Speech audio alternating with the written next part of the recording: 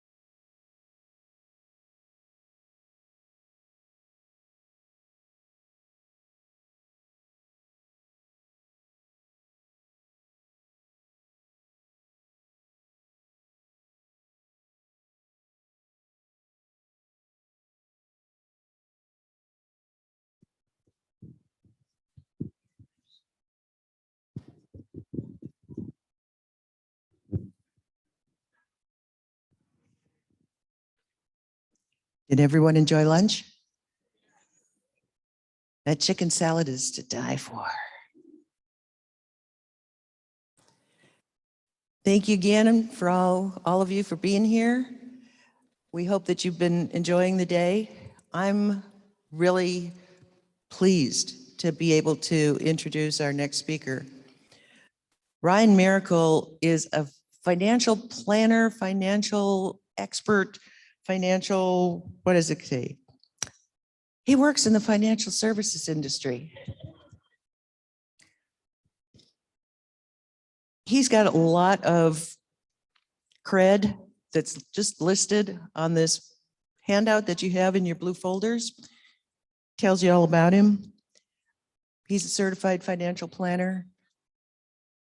It's one of the things that at VPAS we find way too often is folks that haven't planned for the financial aspects of caregiving, whether they are the caregiver or the care receiver.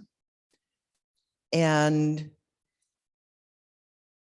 then don't ask us or ask anyone for advice, assistance, or anything else until the hole is pretty deep. So I'm really pleased that Ryan's here with us today. I'm also really pleased that Ryan's here with us today because he is an incredible VPAS volunteer. He chairs our advisory council, and there is no one who can calm me when my hair's on fire quite like Ryan. So without further ado, Ryan Miracle. Thank you, Jerry. It's not hard to try to calm. Jerry does tremendous work for our community as well as everybody on that council. So many of the people that you see here with VPAS, and I'll hit them again. But we are extremely fortunate in our community to have the resources and a lot of what goes on behind the scenes, how hard these people work, particularly like Jerry. So I might make you stand up and get a clap for you again, but we are all extremely fortunate. What attracts me to working with seniors and their families started when I was a small child. My mother was a nurse, as aide, and then worked her way up to director of nursing at the Virginia Mennonite Retirement Community and served in that role for many years. As a child, in the summers, a lot of my volunteer time was spent in the Alzheimer's unit. And so you got to see firsthand what life can be like. It was also more fun to hang out with the residents than it was to go pull weeds outside in July. So I remembered, as my mother is now downsizing, going through a lot of transitions, what people here are doing. We found some old belongings, and one of them I've kept, these ceramic lions that I made when I was about 9 years old, with some of my favorite friend patients that I got to know in that Alzheimer's unit. And I bring that up because everyone in here in this room is doing God's work, basically. You're all heroes. I cannot commend you enough for what you're doing, but I also want to remind you that just because the people we come across in our lives may not be the same anymore, they still have value too. Even if they don't remember you, they don't remember themselves, they can still make connections, even with little boys, that can last a lifetime. And so I still treasure my little lions I made with Pauline many, many years ago. So I want to give you guys as much as I can today. If we can't get it all in the Q&A section, there'll be a panelist section. If there's a question I cannot answer today, that is fuel to my fire, because there's nothing I can't stand more than not solving problems for people. So by all means, please feel free to write anything down. My biggest rule of thumb when it comes to planning is the only stupid question is the one you did not ask. So always remember that. I did have some handouts to help us through this. And if it gets, I heard you're an energetic audience, you're an engaged audience, so I want to make Q&A at the end, but if it's really pressing in the middle of the presentation, that's fine, raise your hand. I may or may not call on you, and I can't really make the joke about the choir for the front because we're at a church, so you might take that seriously. The main thing I want you to start off with is the top 10 for considerations as a caregiver. And this may sound silly to start off with learning about the illness that you're dealing with, but when people come to see me, it's trying to figure out, all right, where are we right now? Let's get as much information. What are we dealing with? And the variety of illnesses and issues that the person you're taking care of can face can be, some things are acute and we're going to get past them. Some things are chronic and this is going to be a long-term issue. So we have to kind of know, what is it are we dealing with? Because there's going to be a very, very wide range of costs there. So knowing the illness that you're facing, I assume that you people are here today because you will take charge in that area, but you really do, for those that you may come in contact who are new to being a caregiver, is you don't want to be blindsided by some of these issues, because that's going to have to build out your treatment plan, which until we can't really know what finances we need to get to until we know what the expense is going to be. So looking at that, and then you can kind of explore your available options as far as what is available to me or to my person I'm taking care of. How far away is that we would have to go? And you kind of start having to build a picture around that. They're kind of the hub, and you're starting to figure this stuff out. And if it gets to you, you're gonna have to try some mental health exercises. Maybe you get up, maybe you take a walk, but you have to start putting pen to paper, and you have to start thinking and start going with this process. And if you need a recharge, that's when you reach out. And I'm gonna say periodically in here, reaching out for help, reaching out for help. One of the biggest problems I have with caregivers is they just don't take enough care for themselves. And as an objective third party, I can tell you that and know that I'm telling you the truth, that it's not your friend or your family member who's just trying to build you up. And the reason I do that is because I'm always thinking of worst case scenarios. I want to be the one that worries about that, not you.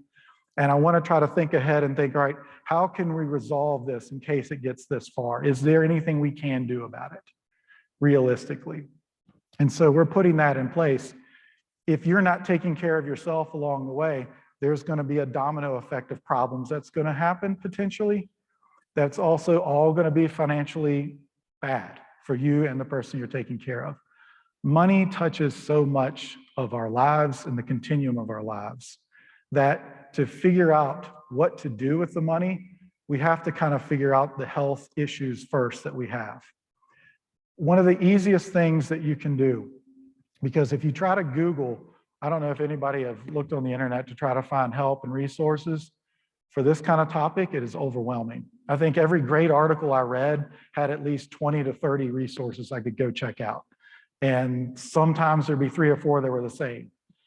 And the funny thing is, this is the first best stop for us, is the Valley Program for Aging Services.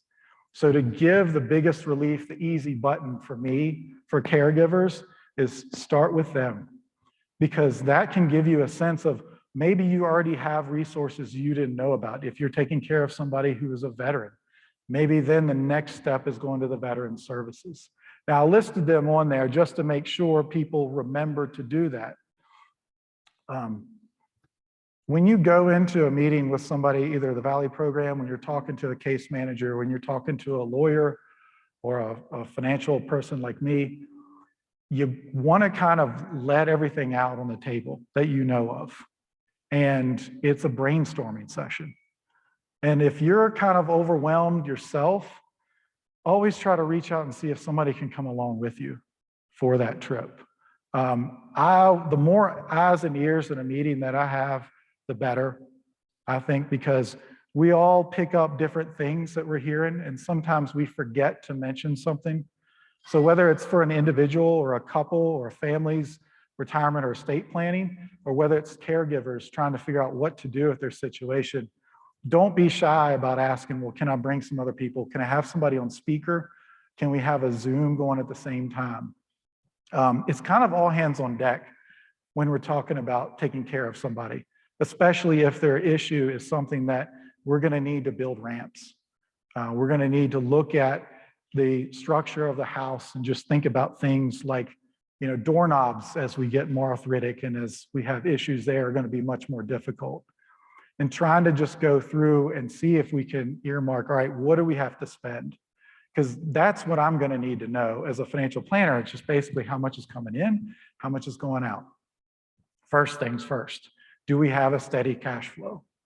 Where's the cash flow coming from? Does the person you're taking care of have a pension? And if they have a spouse, or if you are the spouse, this will get into the financial planning. I'll bring another list here at the end. But knowing what the people that the care receiver are entitled to upon their passing can sometimes affect what things we want to actually access first. And so it's a lot of information gathering, and we need to worry about the health issues first because they can trip up everything else.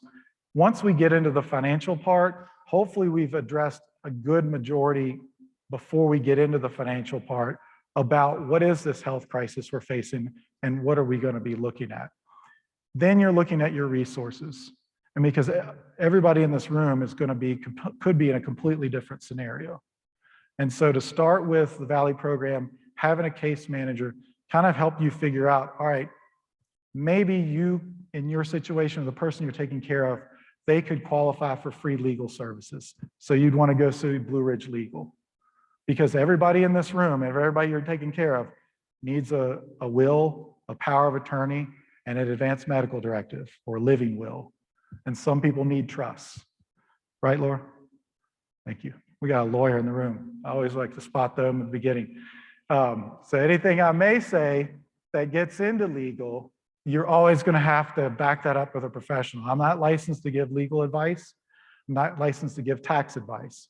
Now, financial planners do get into that kind of areas a lot, but there will be times when it's just flat out, you've got to go see an attorney to take care of this.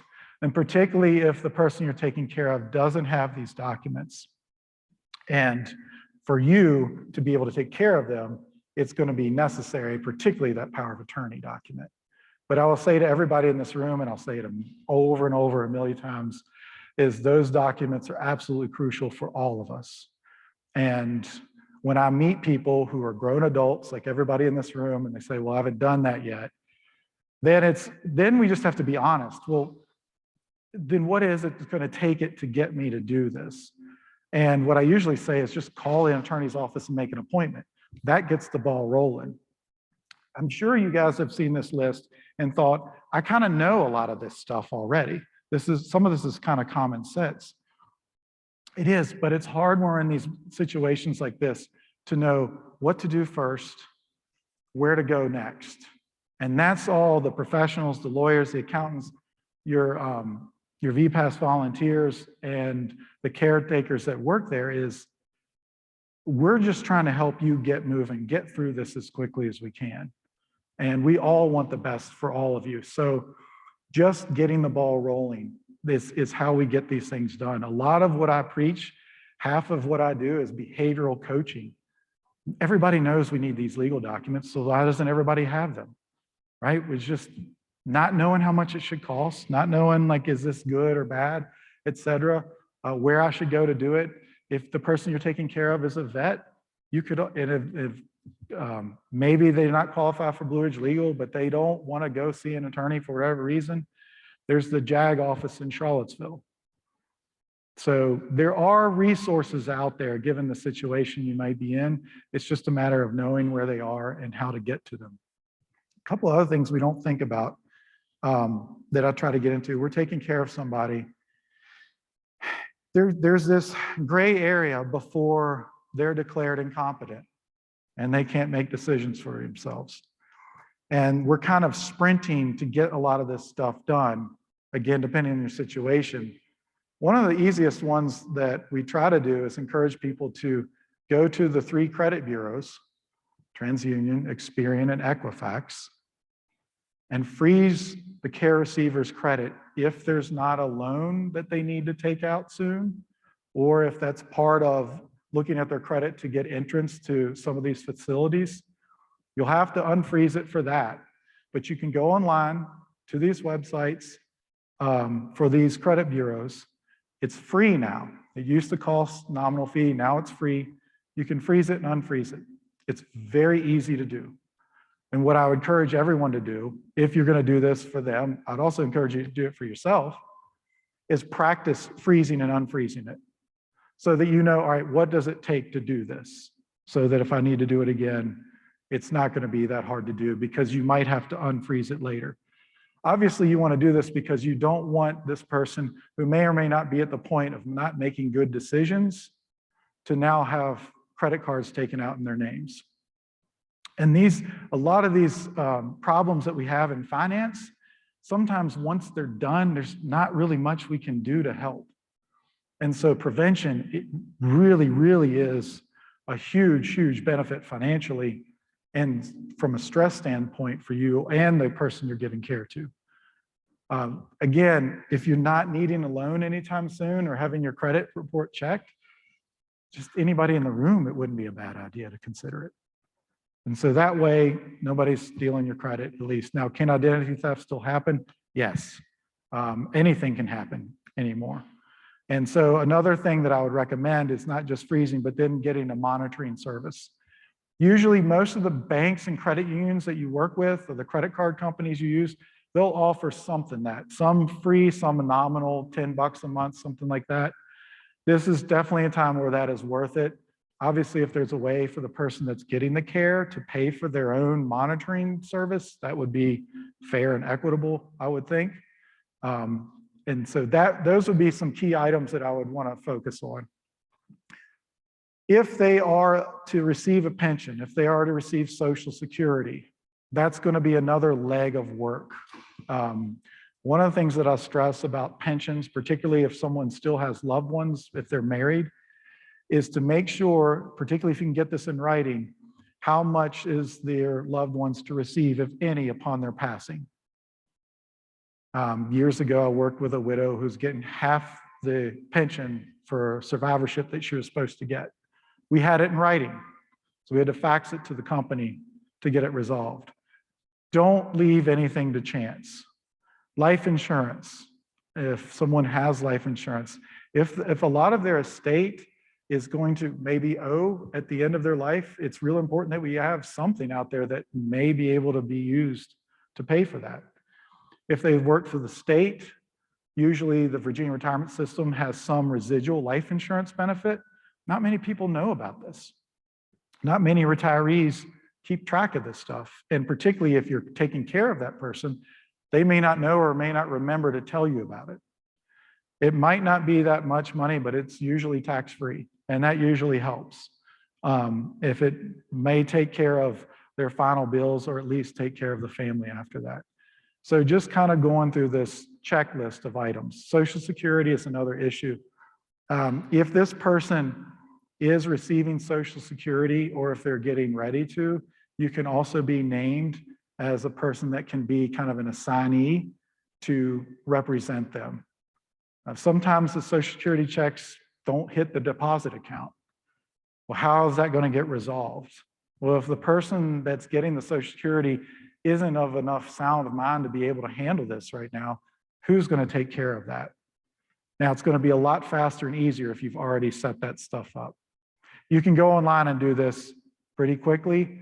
If that's a lot of frustration, you can now do appointments in the office. There's an office in Stanton, Virginia, that you can call and make an appointment for something like that.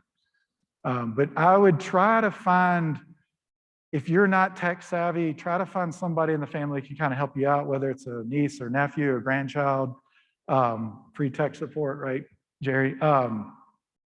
To kind of help you get through this, because that can help you get to it so much faster than waiting for those appointments. So as much as we can do online, and that's kind of the state of the world we're in right now. If you don't have a smartphone or email and internet access, it's going to get harder and harder and harder to accomplish a lot of things. The people you're taking care of, same thing for them. It is a double-edged sword, I'll tell you that. Trying to get Medicare, trying to get Social Security. If we have another pandemic and the office is shut down again, you're really going to need that stuff for that individual. It's best if a family member or caretaker can set that stuff up. Someone's personal email address and that password are one of the things you want to make sure is the most secure, because that is how people in the future now and today are getting the most identity theft hit. I don't want to go a lot into passwords. I'll just tell you this. If it gives you the ability to make more than 8 characters, that's what you want to do. Make it as long as you can.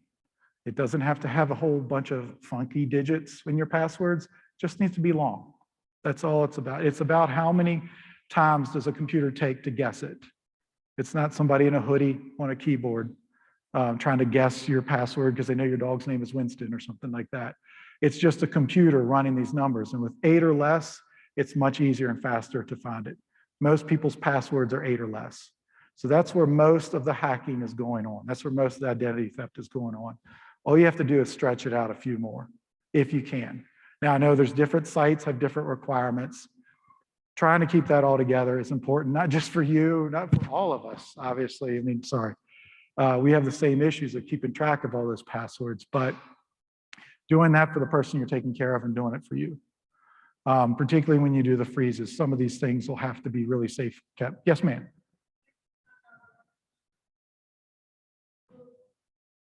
Mm-hmm.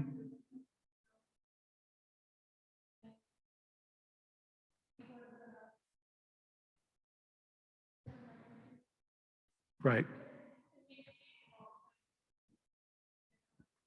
No, that's a really good idea. And it does almost have to be somewhere convenient, because if you put it in an electronic device, you obviously know, well, that can be stolen.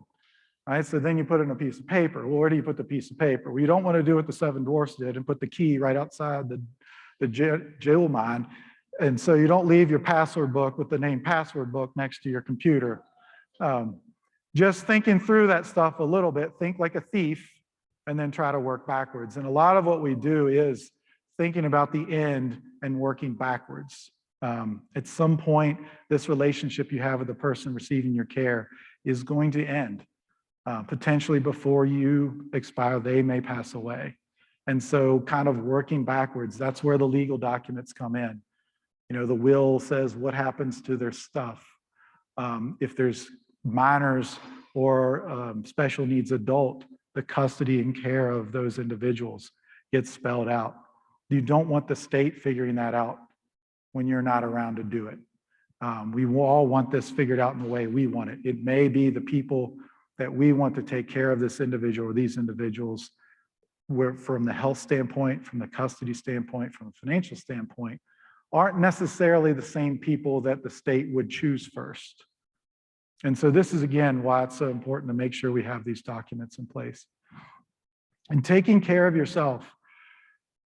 And this is the hardest one to get through, particularly with the type of people that are going to give all they can, because you will give all you can until there's nothing left. And then we're all kind of in a heap, aren't we? So keep your hobbies. You know, if it's gardening, if it's especially if it's walking. We know that the 10,000 steps thing came from a marketing company in Japan in the 60s, and it just kind of made it up. But all studies have recently showed that the best thing we can do to stave off Alzheimer's is walk about 9,800 steps a day. So it just so happens to have coincided. That's kind of a recent, if you're able to, obviously, but keeping that blood flow, keeping that healthy, meditation, we all could do a lot more of that. Prayer is a great way to meditate, but just all of us need to do something with that, particularly those that are needing care. We need you to be as strong as you possibly can. You're fighting and going through one of the most stressful, difficult periods of your life when you're doing this. And you can't just expect yourself to just wing it by will. We've got to try to get some good sleep. If you're an English major like my sister, I know there's some typos, and I apologize for that. But trying to eat healthy. Don't try to go on a crash diet right now. I'm not saying that, but just little steps. Checking in with people about this, being honest with yourself, that goes a long way. And then figuring out from the situation you're looking at, how many of these things am I seeing? And I've had this happen more times than I want to admit, where I'm trying to help somebody through an estate settlement because their loved ones aren't capable of taking care of themselves through this process. And it's been the second or third time they've had to do it, because once you do it with one relative, who's going to be the first to be called up when another relative needs this, right? My mother was a nurse's aide, then a director of a nurse at an elder care facility. Can you imagine how many friends and family she's taken care of over the years or helped with? It's astronomical, but it's just going to keep happening. And so the easier this kind of game plan gets for you, the more you should be thinking about your own financial house and getting that in order too. And I see that happen a lot. A lot of caregivers not only aren't taking care of themselves from a health, physical and mental health standpoint, financially, they're also, well, I haven't done my will yet either. I'll get around to it. And that's when I draw the word "to it" in a circle on a piece of paper like a smart aleck, and I hand it to them. I say, there's your round to it. Now let's go make the appointment with the attorney, because you have to do that before this is going to get done. On the issue about support, I know it's mentioned in there several different times.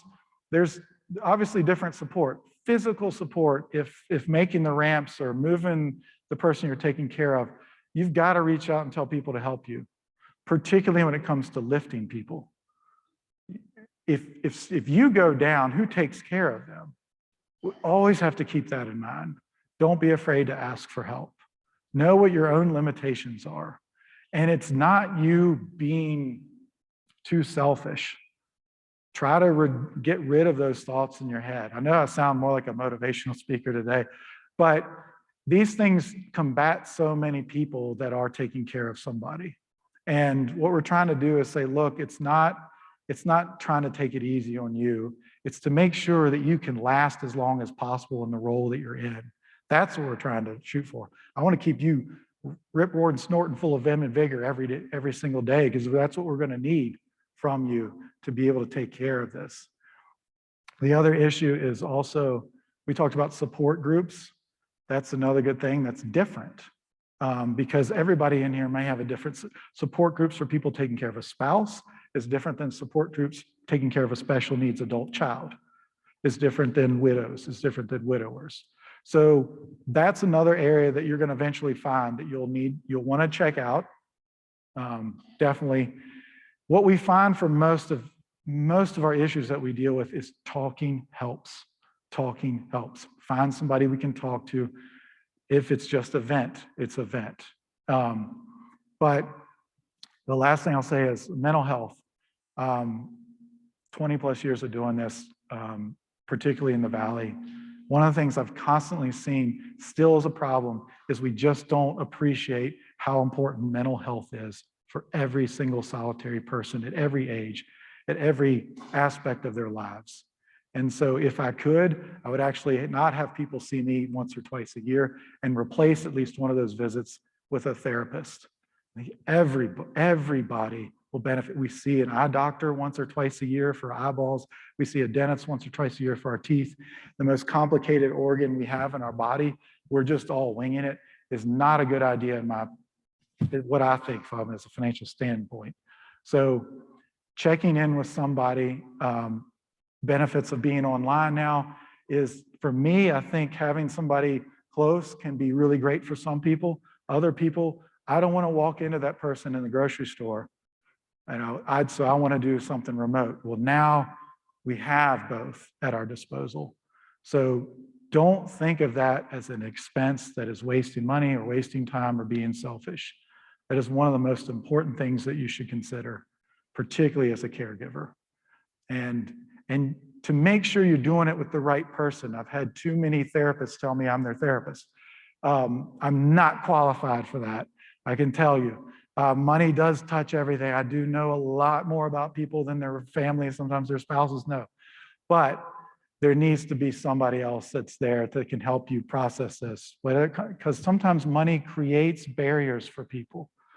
One of the things we find in financial planning and investing is that the more emotion we bring into the equation, the worse the decisions are, more often than not.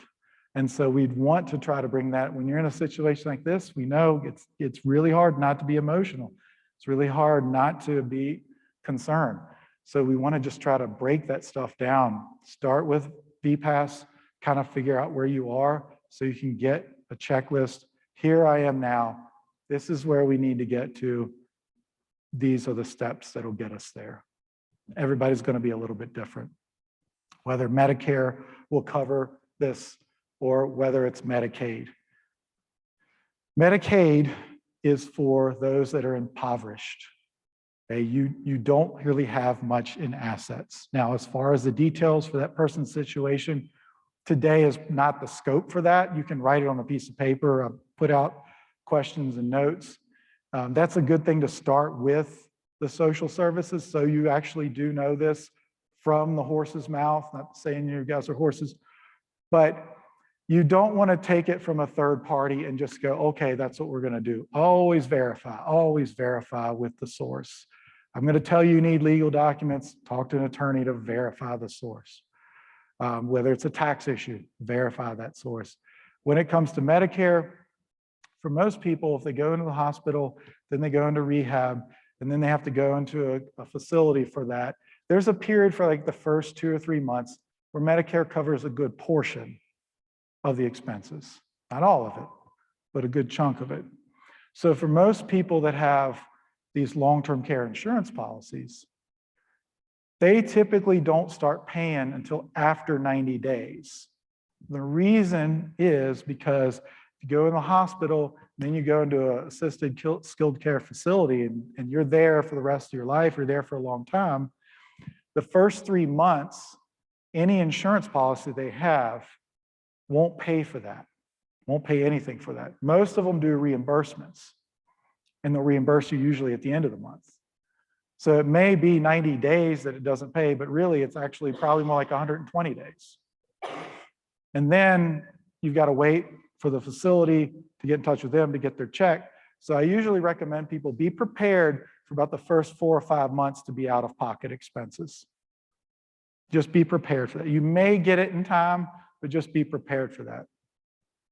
Another thing is, I don't know if many of you want to raise your hand, but not many people that are caregivers are also experts at understanding the jargon in insurance contracts. And it's usually not fun. What I recommend to people highly is, all right, so if you've got a traditional long-term care policy, basically I pay an insurance company so much a month or a year.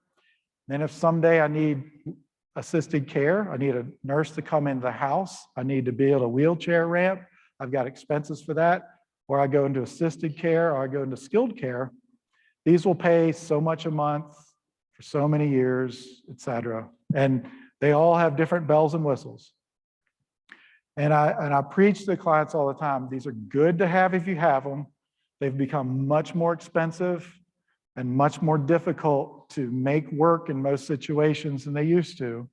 And unfortunately, for all the people that did what they were supposed to do back in their 50s and early 60s, 20, 30 years ago, they're seeing their premiums have shot up tremendously. And now they're really in a bind because they're much older now, 70s, 80s. So what's more likely for them in their next future? It is using this policy, but the premiums have gone up, their income is not. And so you constantly have this really difficult situation that we usually try to figure out, right, where's the cost benefit analysis? And they're asking you, well, if you reduce your benefits, we'll cut your premium just by a little bit, or we'll only increase it by a little bit. These are hard decisions to make. If there's an agent still with that company and they're still in practice and they're the ones that issued that, that's the first place you want to go. So you don't have to navigate this yourself, because you almost need a glossary when you're calling these companies up. If the person you're taking care of or you do have one of these policies, I do highly recommend at least once a year, you do a phone call and you review, all right, what does this thing cover? What doesn't it cover? And for how long? So that you at least know, all right, if it comes to needing this, I kind of have an idea of what we're working with. Particularly if you have one yourself, most of these policies do not pay until you can't do 2 activities of daily living. That's kind of the standard. So bathing, toileting, you guys know those. The issue about that, if you have a policy yourself, is to be practical about it. If I can't do 2 activities of daily living, and now I'm going on claim, and now I can get reimbursed from this insurance policy, I can't do 2 activities of daily living. How likely am I going to be really good at dealing with this insurance company right now? I'm probably not even going to be in the state of mind that I can handle this anyway. And so I really want to make sure that I review this with my spouse and my children. I make sure somebody knows what's going on, particularly if the children live far away. So they know, oh, this thing doesn't pay for the first 3 months. Okay, I thought these paid right away. Or this one actually doesn't pay for 6 months. So knowing what you have, what you're entitled to, is just as important as knowing also what you're not going to get. And it's better, obviously, to find that out now than after the fact. So let me check on that time. So do you have any questions so far? Yes, ma'am.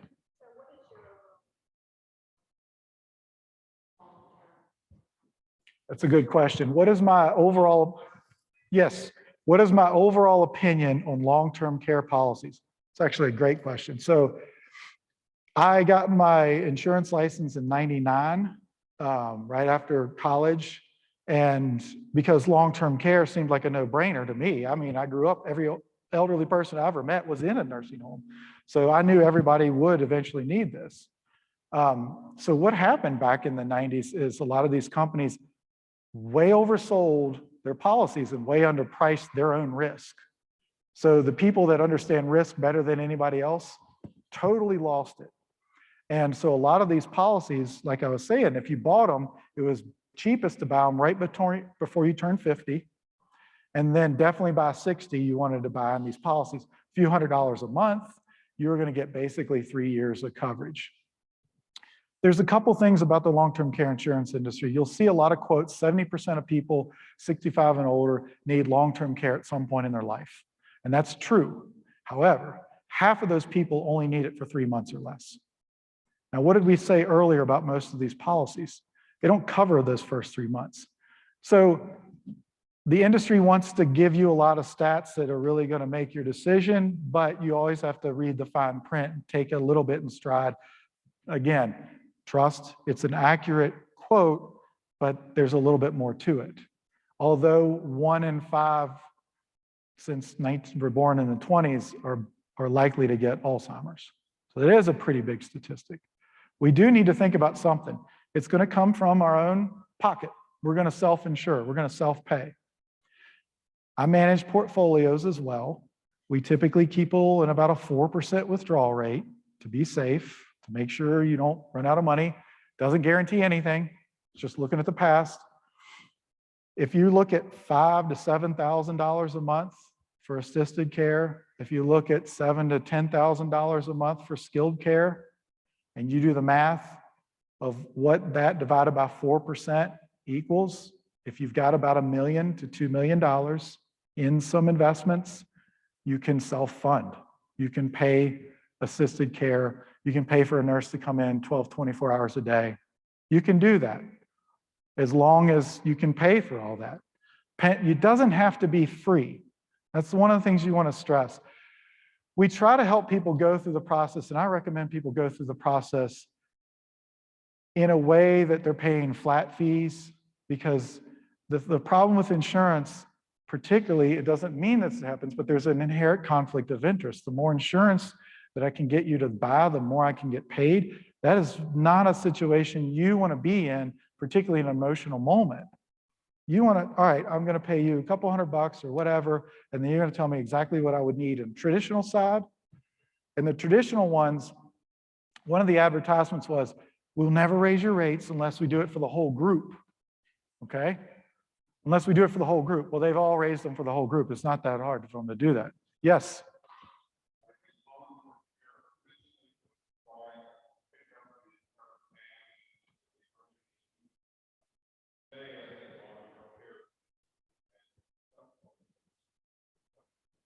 It is. And because he said long-term care was initially looked at in the 80s as this would take care of the whole care, and what they didn't think about was how long people would live needing care and how many people would have cognitive issues. And that's where most of the loss is coming from, is dementia-related issues, because the care goes on for so long. The common statistic you'll see is that, and one reason a lot of people think, oh, I don't need a coverage, or I don't need to plan on this, because I only go in for about 27 months. That's the average stay of a skilled care facility. True, but that's usually at the end of the line. Most people don't want to jump right into a skilled care 24/7 situation if they can help it. They want to start in their home. Usually, as we all know, it's the spouse, then it's whatever family members can come in and help, then it's a nurse, 3, 6, 12 hour, 24, assisted care, skilled care. So the time you get to that end of that line, yeah, it might only be 2 to 3 years there, but there's 9 to 10 years behind it of a lot of expense. I'll get to that in a second. But there are different types of insurance that people can purchase now. The problem is they're very expensive. You're looking at giving an insurance company anywhere from $50,000 to $100,000 per person. That doesn't include any riders you want from that. Now, those are a little bit different. You do have the ability to get those funds back. So if you don't use it, you don't lose it. The traditional long-term care insurance policies, most of them spend 20 or 30 years, you pass away, it's pretty much it. It's just like fire insurance on your house. You have to go through this process for yourself. You have to go through this process for the person you're taking care of. It may not take long. If they are on Medicaid, well, that's it. You're done thinking about it if they're impoverished. But when it comes to long-term care, everybody should at least know, in my situation, in their situation, what are our options? How much would it cost? So at least I can make an informed and educated decision, like, yeah, I think we could actually afford that. That makes sense, or that's astronomical. It's impossible. And on the traditional side, I would say, if you're looking at any coverage less than $3,000 a month of a benefit, it's about $100 a day. And if you're under 65 without 3% on inflation, so that it's $3,000 a month this year, next year goes up by 3%, and then so on. And then 3 years of coverage. Anything less than that, I don't think it's really going to do a whole lot of good. Not that it's not something to do. So I usually tell people, look at 3, 3, and 3. So 3,000 a month, 3 years of benefit, 3%. Look at 5, 5, and 5 if that's affordable for them. 5,000 a month, 5 years of benefit, 5% inflation. Part of the reason a lot of these premiums go up is because of that 5% inflation. The company is looking at that as well. That's really expensive. That's putting us on the hook. So they're usually going to increase those rates first. So just be aware of that. These asset-based long-term care, where you're just giving the life insurance money, a ton of money up front. Those, if you do little riders on those, little added features, typically those cannot increase in their cost. So that is a couple advantages people like about them. I can get my money back. If I go in the home, or I need nursing care, it's going to be used. If I pass away, there's a death benefit. So they like all that, but it's also, there's a high entry fee. I mean, you've got to have a liquid net worth of usually $300,000 to $400,000 per person before you can even consider it. So there's traditional long-term care insurance, which is kind of the old style we've all been using, and there's not that many companies left. It's usually not attractive, but I still say people should look into it. Oh, we got some time. But on the asset-based long-term care insurance, it's typically we see higher net worth individuals. We typically have investment relationships. We have a lot of money and sit in the bank. It's essentially where I can, and this is all general terms, obviously. You have to go through underwriting or whoever's being insured, et cetera. Typically, it's discounted if there's spouse, they do joint ages. But that one, it's what I usually refer to it as, it's a cash alternative as an investment. Because as an investment, it doesn't grow for you. If I put 100 in, it's going to be 100. And I'm not going to think about it growing because that's not the point. It's like when I decide how to invest money, what's the point of this money? How long is it going to be invested for? If it's for emergency funds, it's in a bank or it's in a credit union. There is no other consideration because I need it any given moment. There is no time horizon. On this, it's money that I don't need, but I don't want it invested for fluctuation. So I can leverage that 100,000 investment if it's needed for care tremendously, depending on the benefits I get. And that helps me protect my other assets. And the final thing on those assets protection, Virginia's one of 14 states that allow for asset protection trusts, last count that I know of. This gets into elder law and advanced estate planning.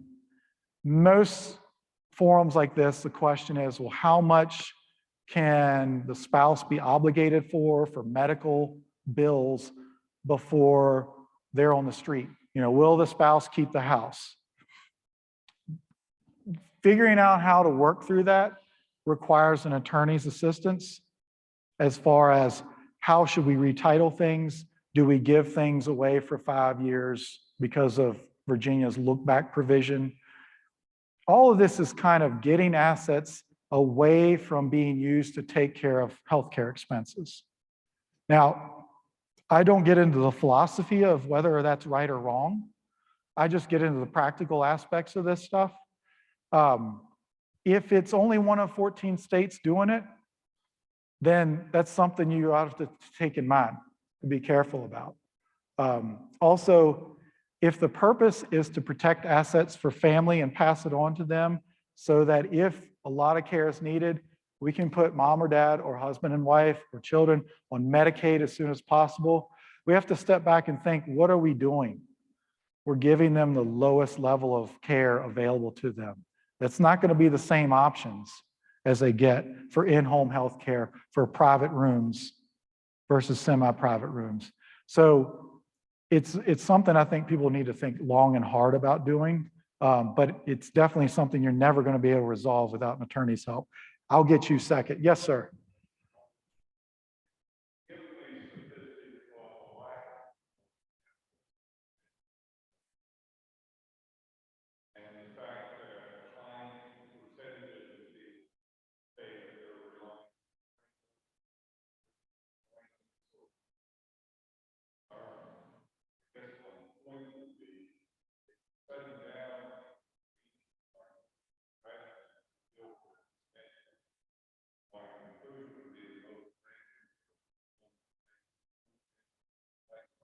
Mhm.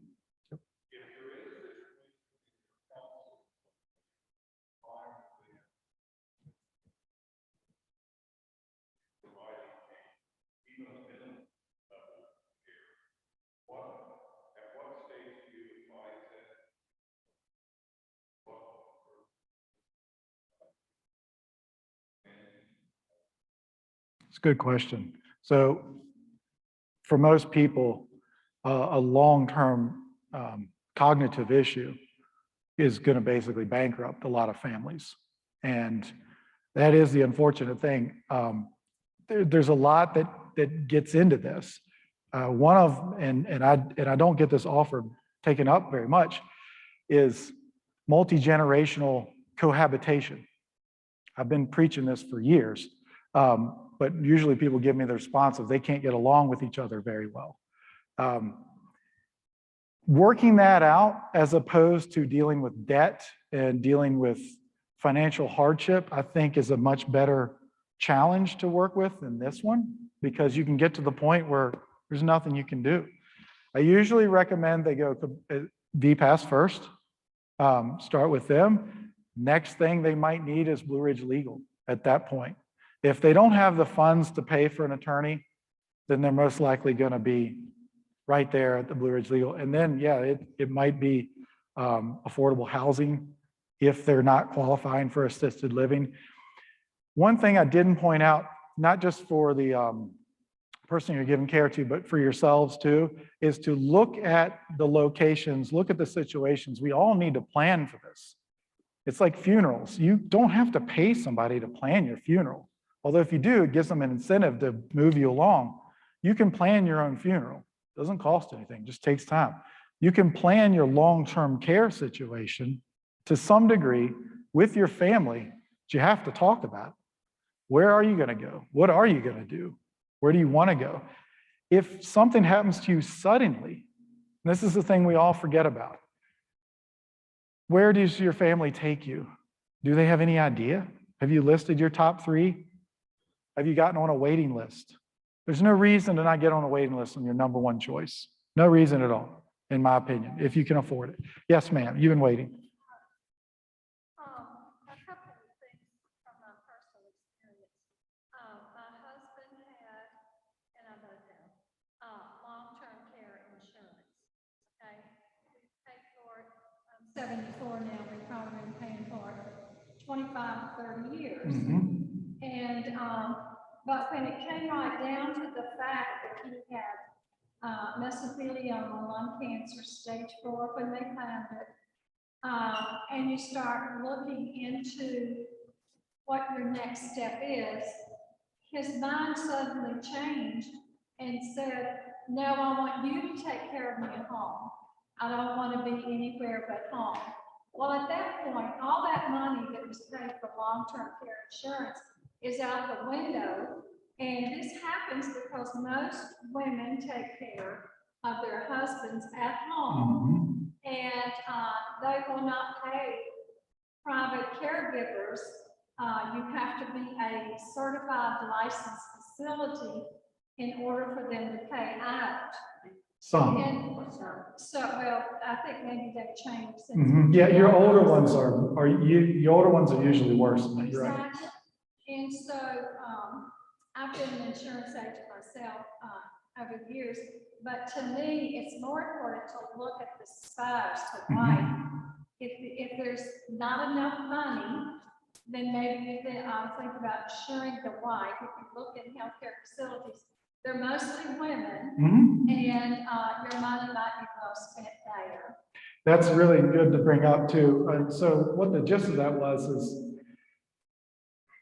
there was a point on the early one as a caregiver, what are your deal breakers? And what I meant by that is you really need to be honest with yourself early.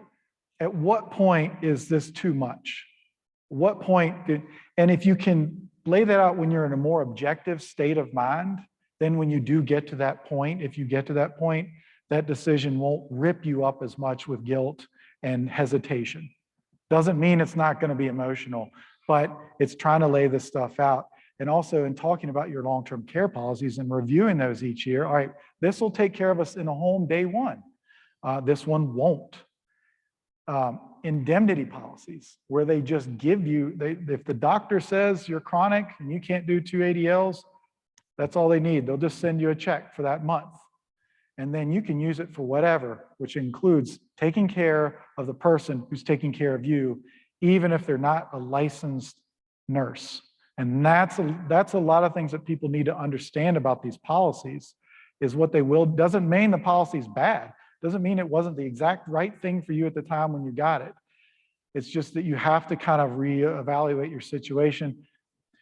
And particularly men have a problem of avoidance and sticking the head in the sand of saying, well, I'm never going to get sick. And it's not just men, but one of the things we don't think about is as we get older, we may not be as rational about some of these things as we used to be. And so this is where planning, I see some laughter. And so you must know my family. So you have to start thinking in these terms and how it's going to affect the spouse. And also, this is another reason too, do not let your spouse go into every 6 months or once a year meeting with a financial planner without going with them. Heavens no. Always be a part of that conversation. You have to know everything that's going on. We never know who's going to be holding the reins. I want both parties to be able to at least kind of come in and know what's going on. If that person, if that spouse or loved one, and I'm already going into the time for that second handout, I'm just going to give my last handout. It's just my 10 commandments. It's the same stuff. It's kind of in here. I'll say it all or over. You know, what happens if you pass away tomorrow? What do we need to know about? This goes for you and the person you're taking care of. So life insurance, if we had it through an employer, who are the beneficiaries, how much they're supposed to get. If you're going through their things and you see, oh, these are old life insurance policies, they don't exist anymore, shred them, burn them. The last thing you need is somebody going down a rabbit hole that leads to nothing, particularly in moments where money really can help a lot. And people think, oh, we got money. No, you don't have any money. If there are paper stock certificates, you know, like the ones that you can see, unless it's one and it's in a frame for a kid or something like that, it's a terrible way to own stocks. Get those into electronic form as soon as you can. I-bonds or treasury bonds. If you have paper form, try to get it in electronic form as soon as you can for yourself and the caregiver. Making everything as easy as possible for the ones we leave behind.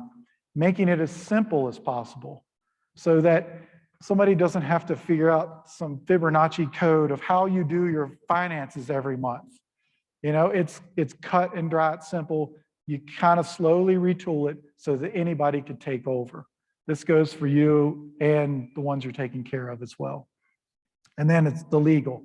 So if we could all become incapacitated or deceased, you as a caregiver, you're not able to take care of the person you're taking care of.